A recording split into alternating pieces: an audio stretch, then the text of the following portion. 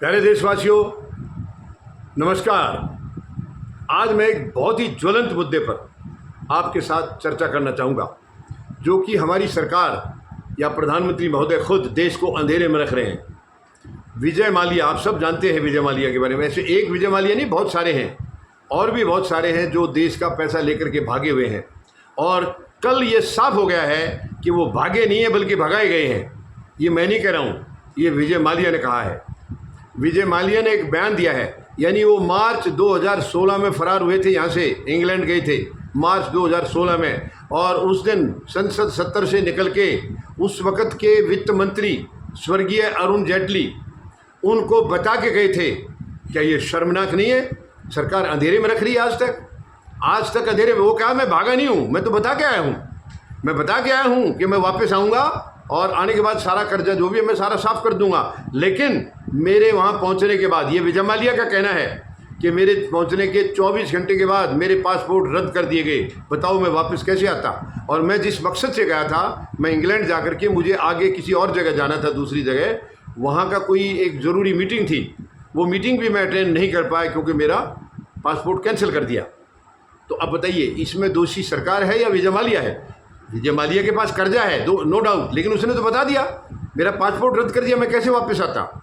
और जाते रहे वो बता के गया है। तो क्या ये सरकार की हिस्सेदारी है क्या इनमें सब में? मैं पूछना चाहूँगा प्रधानमंत्री महोदय से, प्रधानमंत्री महोदय जितने भागे हैं, जितने भी पैसा लेके भागे, क्या आपकी हिस्सेदारी है? सरकार की हिस्सेदारी है? जानबूझ के भगाया क्या कोई कमीशन खोई? मैं दोष नहीं लगा रहा हूँ, पूछ रहा हूँ, आरोप नहीं लगा रहा हूँ प्रधानमंत्री महोदय को।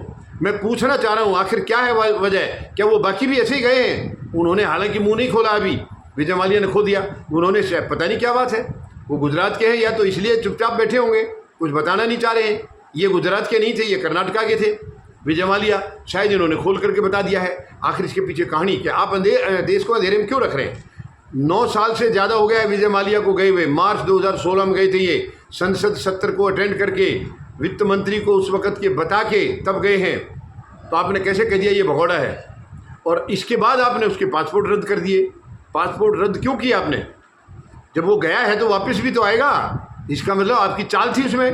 पासपोर्ट रद्द करके आप उसको बुलाना नहीं चाह रहे थे, उसको आने नहीं देना चाह रहे थे भारत में। इसका मकसद तो ये निकला। मैं सीधा सवाल प्रधानमंत्री महोदय से करता हूँ, आखिर क्यों ये ड्रामा किया आपने देश के साथ? क्यों देश को अंधेरे में रखा 9 साल तक? क्यों नहीं आपने सच्चाई बताई? क्या वो आपका पैसा है प्रधानमंत्री महोदय? आपका पर्सनल पैसा है? वो इस देश का पैसा है, देश की जनता का खून पसीने का पैसा है, जिसको लेकर के वो भागे हुए हैं और आज तक आप उसका कुछ बिगाड़ नहीं पाए हैं। हालांकि वो कह रहे हैं कि मैं भारत आने के लिए तैयार हूं, अगर मुझे आश्वासन दिया जाए कि लीगल तरीके से जो भी जैसे होगा मैं उसको आराम से अपनी फॉर्मेलिटीज पूरी कर सकता हूं, और कर्जा तो मैं उतार चुका हूं। ये वो कह रहे हैं, उनकी जो संपत्तियां अटैच की हैं वो कह रहे कर्जा मेरा उतर चुका है। लेकिन भारत सरकार अगर मुझे आश्वस्त करे कि मेरे साथ कोई गलत हरकत या गलत तरीके से पेश नहीं आएंगे तो मैं आने के लिए तैयार हूं। प्रधानमंत्री महोदय, आपकी सरकार की कलई खुल गई है। विजय माल्या ने आपको एक्सपोज कर दिया पूरी तरह से। आप कितने मतलब जुमले फेंकते हैं, कितनी झूठ बोलते हैं, सारा उसने एक्सपोज कर दिया है। बीजेपी को पूरा उसने खुला करके, नंगा करके खड़ा कर दिया है कि वो बता के गया है और आप भगोड़ा बता रहे हैं उसको।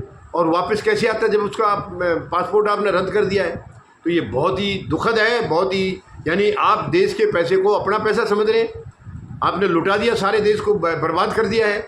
और जो लोग गए हैं वो बाकी भी ऐसे ही मिलेंगे, उनके साथ भी आपकी कोई ना कोई अंदरूनी कोई मिलेगी, कोई सांठगांठ जरूर मिलेगी। जब इसने तो कह दिया है और किसी ने डिनाई नहीं किया।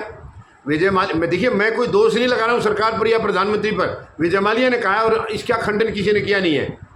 अभी तक सरकार से खंडन नहीं हुआ है कि नहीं ये झूठ बोल रहा है, हमारे को बता के नहीं गए हैं। अब ये गवाही तो ले नहीं पाएंगे क्योंकि आज अरुण जेटली है नहीं इस दुनिया में।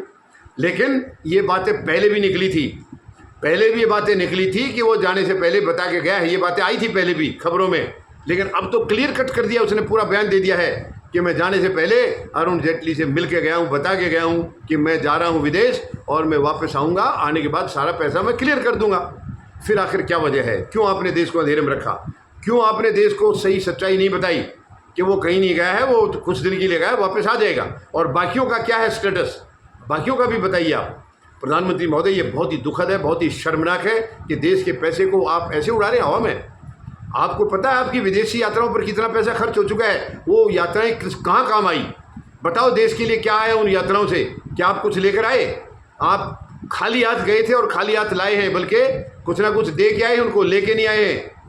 आपने देश को आज ऐसे मोड़ पर पहुंचा दिया है, वहाँ से वापस लौटने में बहुत कड़ा संघर्ष करना पड़ेगा किसी आने वाले को, इसमें कोई दो राय नहीं है।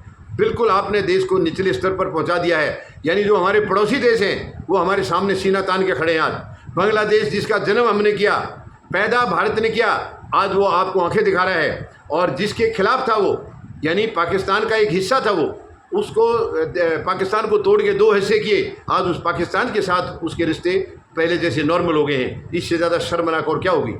चीन के साथ इनके रिश्ते गहरे हो गए हैं, जबकि बांग्लादेश चीन के खिलाफ था। ये बहुत ही शर्म की बात है।